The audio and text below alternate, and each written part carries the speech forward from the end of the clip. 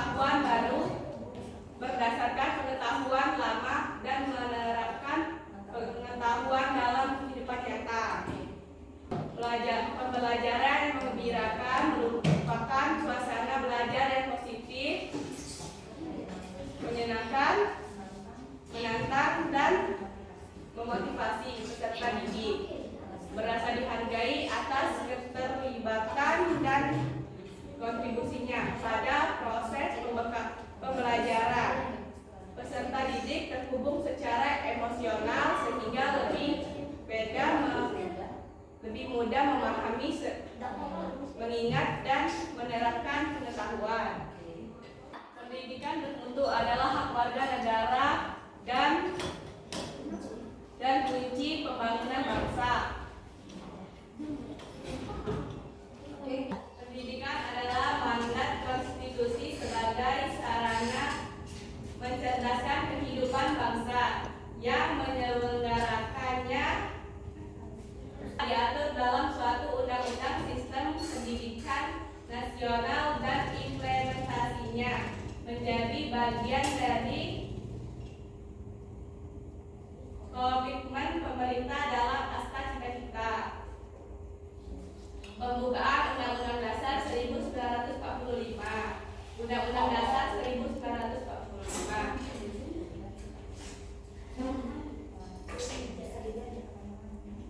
Bisa dilihat ya teman-teman, ini Undang-Undang Dasar 1945 yang mengatur sistem pendidikan nasional.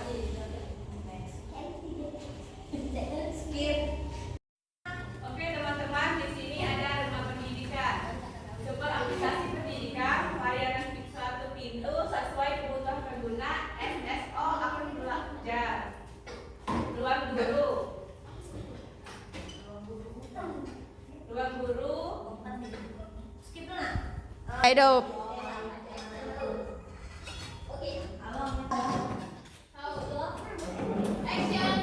Rumah pendidikan dapat rumah pendidikan itu terdiri dari beberapa fitur. Di antaranya 1. Ruang guru, 2. Ruang murid, 3. Ruang sekolah. Ruang guru 1,3 juta pengguna aktif setiap bulannya. Akselerasi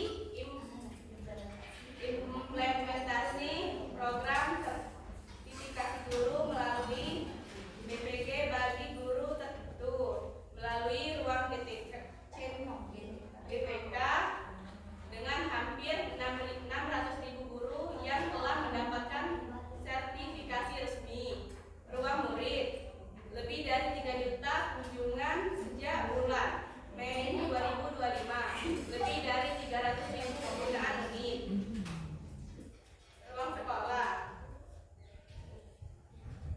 layanan rapor pendidikan satuan pendidikan telah diakses oleh lebih dari 280.000 NPSN untuk melakukan perencanaan satuan pendidikan berbasis data melalui ATKAS dana BOS sebesar 33,8 triliun telah dianggarkan, direalisasikan serta dicatatkan secara transparan oleh 415.129 satuan pendidikan. Afirmasi pendidikan menengah adem.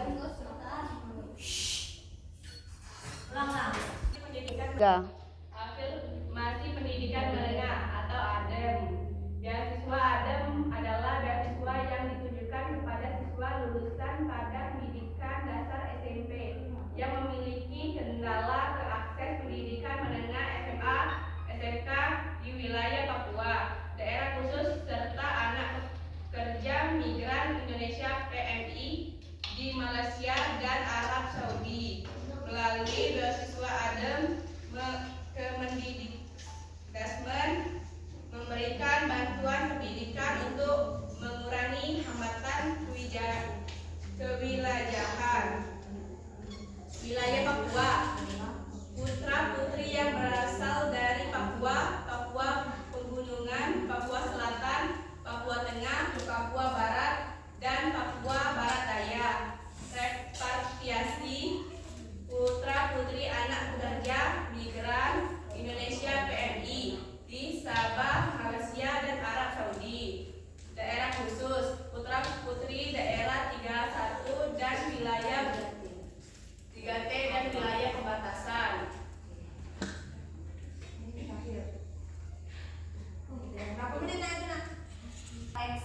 Program Indonesia Pintar. Program Indonesia Pintar atau PIP adalah bantuan uang tunai, perluasan akses dan kesempatan belajar yang diperuntukkan bagi anak berusia 6 tahun sampai dengan 21 tahun yang berasal dari keluarga miskin atau rentan miskin untuk mendapatkan layanan pendidikan sampai dengan tamat.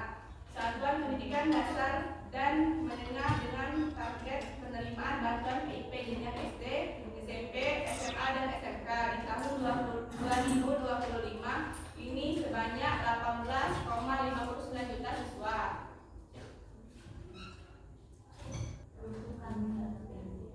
Dana PIP adalah membantu memenuhi biaya personal pendidikan sesuai kebutuhan peserta didik, membeli buku dan alat tulis, uang saku peserta didik, biaya praktik tambahan dan biaya magang, biaya khusus bagi peserta didik pendidikan formal, membiayai transportasi ke sekolah, membeli seragam sekolah dan perlengkapan sekolah.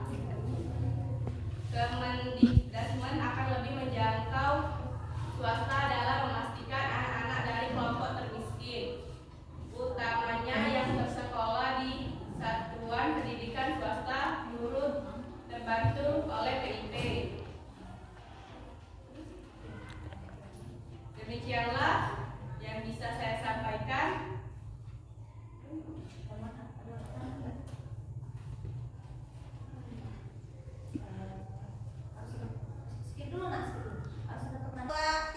Baiklah teman-teman, jika ada yang ingin bertanya, silakan ditanyakan.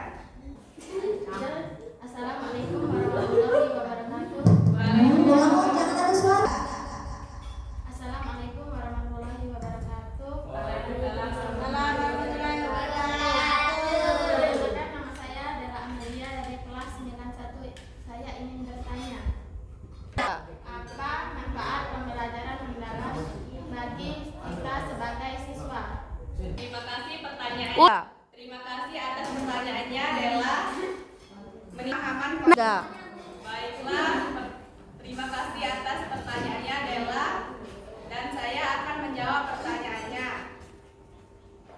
Manfaat pembelajaran mendalam yaitu meningkatkan pemahaman konsep yang lebih baik, meningkatkan kemampuan analisis dan pemecahan masalah, meningkatkan referensi informasi jangka panjang, meningkatkan kemampuan berpikir kritis dan kreatif, meningkatkan motivasi dan minat belajar. Bagaimana, Della? Apakah sudah paham? Ya, terima kasih Arfa. Baiklah teman-teman, sebelum saya menutup paparan hari ini, marilah kita sama-sama mengucapkan hamdalah.